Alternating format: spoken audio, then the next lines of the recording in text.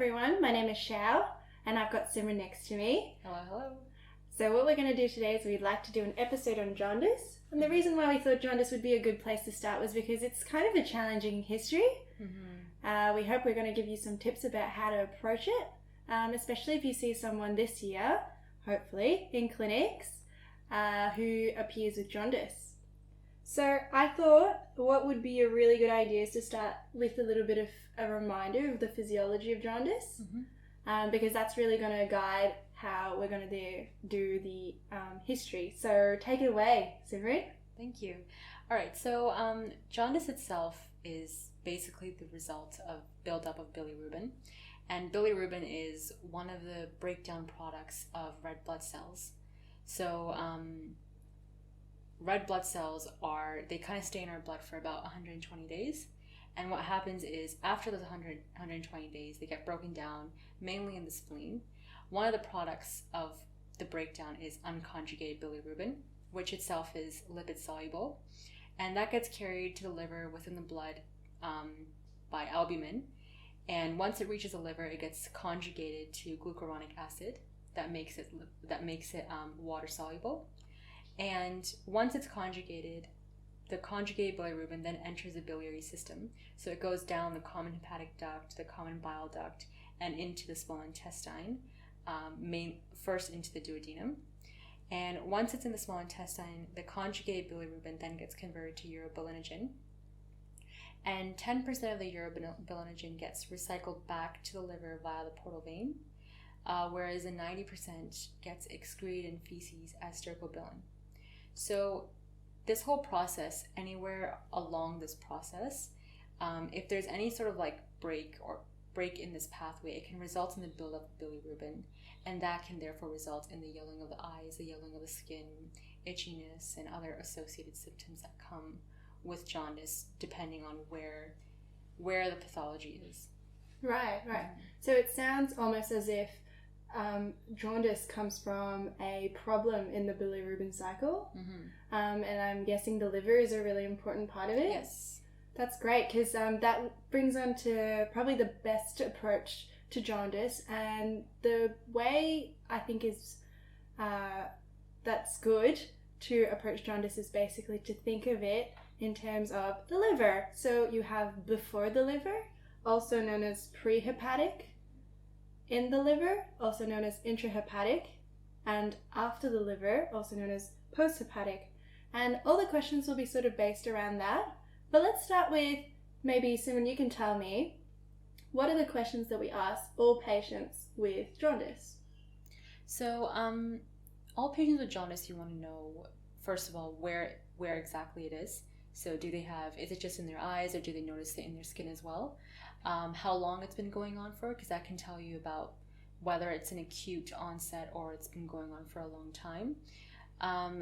And kind of getting your history with any complaint. But with your history with any complaint, you also want to know whether they've got any associated symptoms that you want to be worried about as like your red flags. So you want to know, do they have any sort of, do they have a fever? Do they have any changes in their appetite, any weight loss, any nausea or vomiting, any night sweats, rivers, or chills? And that kind of tells you whether there's some sort of infection going on. And that can also give an idea as to how serious the condition is. Because when a patient presents, jaundice could be due to a number of conditions, but you also need to divide up into what's the immediate red flag that I need to be worried about, and what's the long term that I can kind of get away with. Yeah. So by asking these questions, it kind of gives you an idea of the severity of what's going on. And one thing I like to throw into that also is other associated symptoms like any itchiness and any tummy pain, because that can also give you an idea as to where you should be looking. Right. So for all jaundice patients, you kind of want to ask when it started, where it started. So you said the eyes and the skin was where it sort of began, and then you said associated symptoms or severity, signs of severity such as itchiness and pain is something that's really important as well. And you also mentioned about red flag questions. So fever, chills, night sweats, sort of looking at your infective picture, as well as nausea, vomiting, loss of appetite. Might be you're thinking when you're tumours and cancers? Yep, Okay. that's also in your red flags as well. Right, Yeah. okay. And then I suppose tired, lethargic, and I guess almost weight loss as well would be rheumatological. Yeah. You probably want to think of those as well. Okay. Mhm. So let's dive into how we'd approach prehepatic, intrahepatic, as well as posthepatic conditions. I think epidemiologically, posthepatic and hepatic do come out a lot more than prehepatic, so I thought it'd be a good idea to start with posthepatic. Yeah, I think that's a good idea. So with posthepatic, I think the thing that I'm most worried about is cholangitis. Yeah. Would you agree with that? Absolutely. Yep. And what are we looking for with cholangitis? So with cholangitis itself is inflammation of the bile duct due to a gallstone being infected in the bile duct. So you have Charcot's triad, which is the kind of hallmark of what defines cholangitis. So that's fever, jaundice, and right upper quadrant pain. But there's also additional symptoms that patients can experience, like nausea and vomiting. And they can also have more of an obstructive picture, which is signified by dark urine and pale stools. Mm-hmm. So these are also additional questions you'd want to ask to confirm that it is a posthepatic picture and it is cholangitis. Okay, so the pale stools as well as the dark urine, that's probably one of the hallmark questions of just posthepatic jaundice as that's really good to know. Yep. And what about gallstones? So gallstones, it really depends on where gallstones are. They could be in the gallbladder, in which case it's called cholecystitis. Yeah. It could be within the bile duct, in which case it's called choledocholitis. So if it's in the bile duct, that would be the posthepatic obstructive picture, so pale stools, dark urine. But they would not have signs or symptoms of inflammation, so they would not have a fever, they would not have nausea or vomiting. They might have right upper quadrant pain, but it might be intermittent. So it's more of a less severe picture. Also, gallstones itself could actually lodge in the pancreas and could lead to pancreatitis if it becomes infected. Yeah. So in that case, you'd want to ask for questions related to pancreatitis. So do they have epigastric pain? Is it better with leaning forward? Is it worse when they're lying flat? And that kind of tells you whether it's pancreatitis.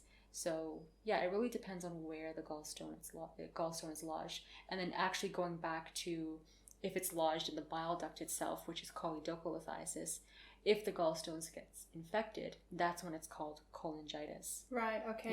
Yeah. Okay. So with gallstones, it sounds like generically the questions we want to ask is if they've got any pain, if they have pain that's worse after eating. I heard that's... Yep.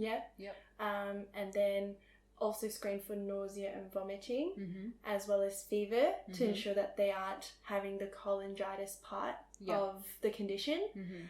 And then otherwise, I know there are some risk factors. Yes. So in terms of risk factors, gallstones, I'm sure you've heard of like the fat 40 female. Yeah, that's right. Yeah.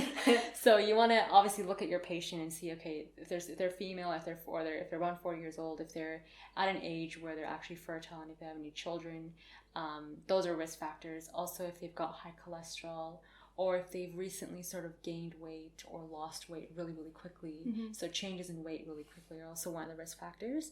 And also looking at like family history. So if they have a family history of gallstones, and other sort of risk factors would come into play. Yeah. Would you want to add on to that? Do you think there's any additional risk factors that you'd be screening for?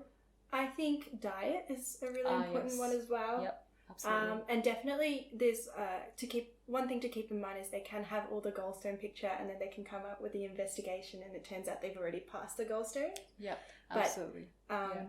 As a student, I sort of thought that, that person doesn't really need to be managed anymore, but actually that's not the case. You still need to be managed, and you're still managed as if you've had the gallstone, so you still end up usually having your gallbladder removed. Yeah, because I think if you do, you'll still have the risk factor, so you could get it again. So I guess it's better to, get that prophylactic measure. That's right. So you don't get it again. Yeah, I think the biggest risk factor of having a gallstone is having a gallstone before. Exactly, yeah. Yeah, I guess once your gallbladder already knows how to make a stone, it will make a stone again. Yeah. What about cancers and tumours? Yeah, so one of the other sort of pictures that you can see is most common one is pancreatic cancer. So that's your common painless jaundice that you've heard. So a person comes in, they've got jaundice, they have the sort of B symptoms, or the symptoms associated with malignancy, like weight loss, loss of appetite, and that sort of picture. But then if you ask them if they have any pain, they'll say they don't have any pain. So in that case, that's kind of a red flag, thinking that, it could be pancreatic cancer. And also it could just be a tumor within the bile duct itself. Yeah. Yep. That's which right. could be secondary to some autoimmune conditions. Or it could be sporadic as well. That's right. Yeah. That's right. And then also, unfortunately, you can actually get jaundice or posthepatic jaundice from hospital. Yeah, so there's also iatrogenic causes.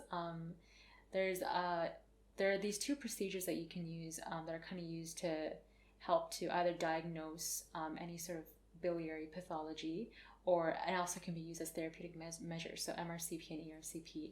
So one question you also want to ask your patients is if they've had any recent procedures, such as an MRCP or ERCP, that can kind of increase their risk of getting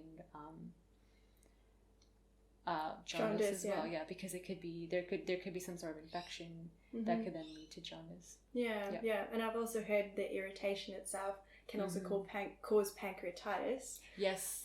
So that's another thing to keep in mind. Yeah. So moving on to the hepatic picture, I think the most common cause of hepatic jaundice is hepatitis. Yes. And this is especially one that catches out a lot of students. So with hepatitis, there are 5 types. I like to group them into 2. The 2 that are sort of transient is hepatitis A and hepatitis E. And those are the hepatitis that are transmitted fecal orally. So the questions I definitely want to ask when I think of hepatitis A and E is anything to do with funny foods. So I think hepatitis A and E are both associated with water as well as seafood. So asking them if they've had those in the past month or so. And more importantly is travel history, because we don't really have a lot of Hep A, Hep E laced foods. Unfortunately, it is still very much endemic in the countries, especially around the equator. What about Hep B, C, as well as D? So Hep B, C, and D is very different in terms of how you can get it. It's not really associated with the fecal oral route. Hepatitis B is commonly associated with IV drug use or any sort of blood transfusion. And hepatitis C is associated with unprotected sex. So that's the one that's commonly transmitted through sexual intercourse. And hepatitis D is secondary to hepatitis B. So only people who have hepatitis B can get hepatitis D. And so the questions you want to ask for these is, again, any sort of any way that they can have blood transfusion, if they're an IV drug user, if they share needles, if they know how to, if they're actually disposing their needles correctly and using new ones, and if they're sexually active, if they've had unprotected sex, if they know the hepatitis status of their partner, as well as themselves, and if they've gotten tested. So those are some of the questions that you want to be thinking about. Okay. And is there any way for us to differentiate hepatitis from cholecystitis, especially because they're located in a very similar region? They always come with upper right quadrant pain. Yeah. So one thing you can differentiate is cholecystitis, you said, right? Yes. So cholecystitis is when you have gallstones in the gallbladder where it's infected and inflamed. And so they are in very different locations. Cholecystitis would likely not have jaundice unless somehow the gallbladder itself is obstructing the biliary system, in which case you'd have more of a posthepatic picture. Yeah. So dark urine, pale stools, but that's also a complication, very rarely. Other things with cholecystitis and hepatitis, the risk factors are very different. Yeah. So cholecystitis is your basic risk factors for gallstones, which we mentioned earlier, your fat 40 female, family history, past history. Hepatitis is very different. So these risk factors, like any recent travel, blood transfusion, IV drug use, being sexually active, having unprotected sex, risk factors are very different. And even further on, if you were to do investigations, one of the common investigations you do is liver function tests. Again, the results will be very, very different. So for hepatitis, you'd see a hepatitic picture. shown on the LFT. And with cholecystitis, you may or may not see changes in liver enzymes depending on how severe it is and whether it's obstructing it. So it's very, very different. Even if you might think that they're both inflamed, they're both infected. Yeah, it is very different. Yeah. And then there, back to the hepatic reasons of jaundice. Hepatic causes of jaundice. I think the other group that we should probably talk about is the causes of fatty liver disease. Yes. Unfortunately, the incidence is increasing every year. So I know the two that we should definitely know about is alcoholic fatty liver disease as well as non-alcoholic fatty liver disease. So as you can tell, an alcohol history is very important when we would like to do a jaundice history. What are other risk factors and questions that I definitely want to ask if I am suspecting alcoholic liver disease? So again, I think alcohol history, so how long they've been drinking for, how much they drink, what they drink, if they mix any of their drinks. I think that's the biggest one. With alcoholic fatty liver disease, it's kind of like a progression, so where you can get hepatitis that can then become chronic hepatitis, which can then lead to chronic liver disease, and you can get, if it gets worse, it can lead to cirrhosis, portal hypertension, and even further complications. So a lot of the times when you're asking these questions, alcoholic fatty liver disease can be ruled in if all of the other conditions, if you're thinking that, you know, they don't meet any risk factors for hepatitis or any other pathology, and they have a huge alcohol history, that's when I would be thinking alcoholic fatty liver disease.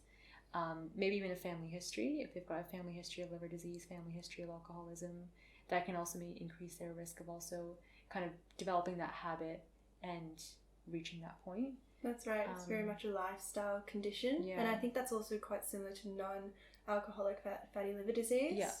Whereas the only difference is it's non-alcoholic. So yeah, that's true. If you have someone who's a mild drinker, but it's usually due to a fatty liver. So if you think about our current lifestyle, where a lot of people, you know, obesity is on the rise due to low exercise, poor diet, not being physically active,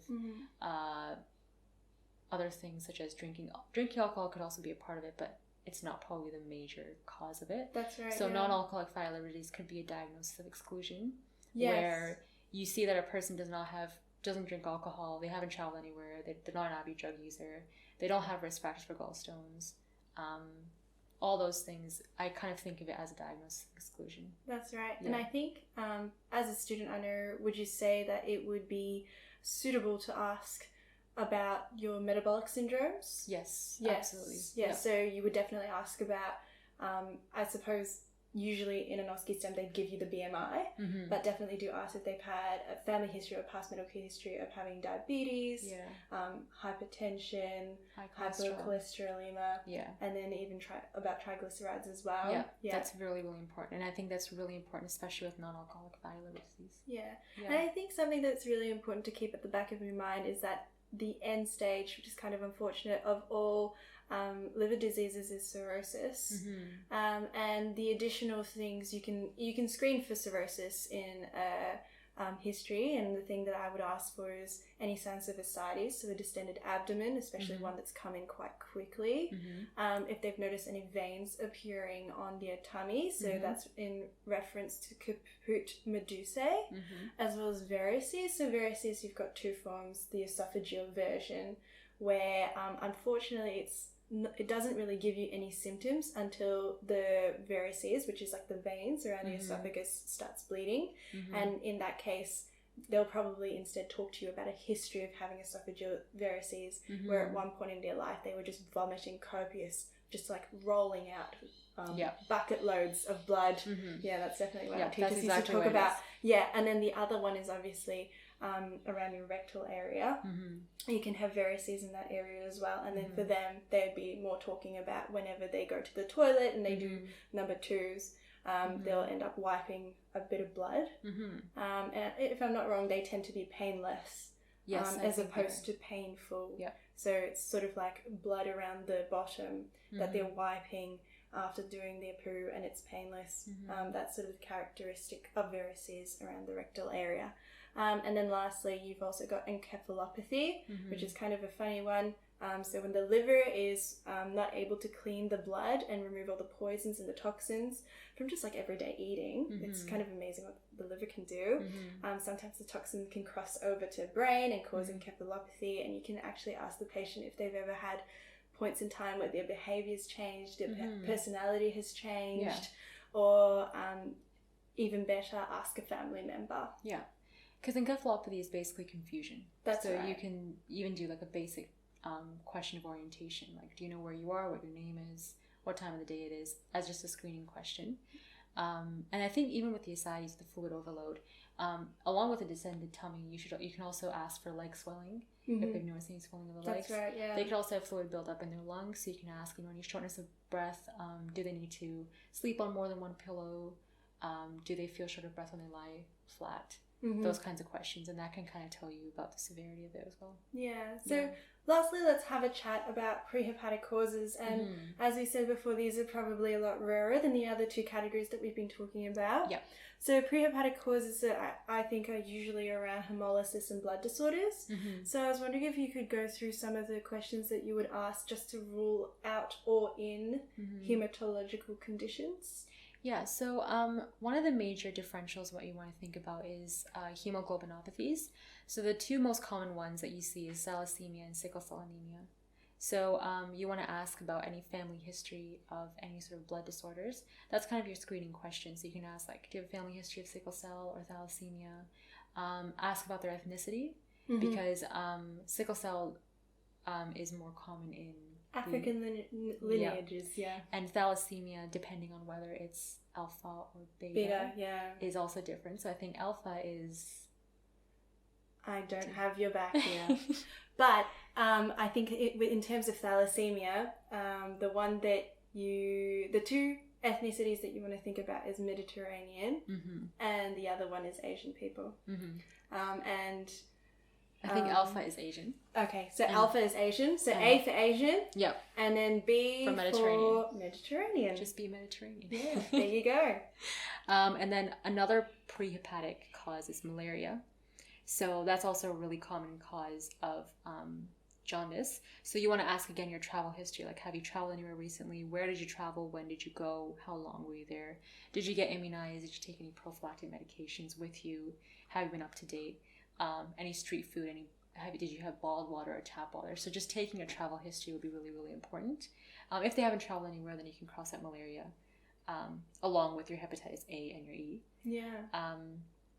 And then there's also hemolysis as well, which could be another cause of prehepatic jaundice. That's right. Yeah. And I think if you want to rule out hemolysis, the good news is that a lot of the questions are already asked if you do ask about B symptoms, because hematological symptoms, unfortunately, they are quite vague, but they're characterized by having, fatigue, being short of breath, being quite pale, and you can also, so those are talking about hemolysis, like red blood cells, lack of red blood cells. Then you can also ask about maybe they might have the lack of white blood cells, so then you're asking about recent infections or recurrent infections. Lots of infections is quite unusual. And then you can also ask about things to do with the lack of having platelets, so you're looking for lots of specks of dark spots on the skin. You can ask for having lots of nosebleeds recently, which is not usual. For women, you can ask if their periods are a little bit heavier than usual. You can also ask if they do knock themselves, do they usually get easily bruised? And then you can also screen for hematological conditions such as leukemias with lumps and bumps. So, is there anything else that you'd like to add for jaundice? So I did want to say that, these differentials are there's quite a lot of differentials, but when you do see someone who has jaundice, you want to think about what are your red flags, what are things you don't want to miss. That's right. So mainly it, again, as we mentioned, was your hepatic and your posthepatic. In terms of hepatic, you always want to think about hepatitis. So think about your travel history, think about the risk factors to kind of screen for someone who might be at risk of getting hepatitis.